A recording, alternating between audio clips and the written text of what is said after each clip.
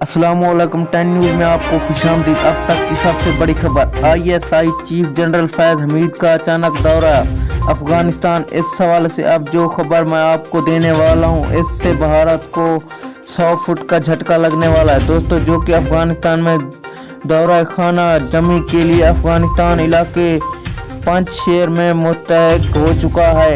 इस भारत को तोड़ जवाब देने के लिए पाकिस्तान की ISI हरकत में आ चुकी है। जनरल फैज हमीद का अचानक दौरा अफगानिस्तान, इंतहाई अहम खबरें की हैरान कुन तफसीलात सामने आ गई है।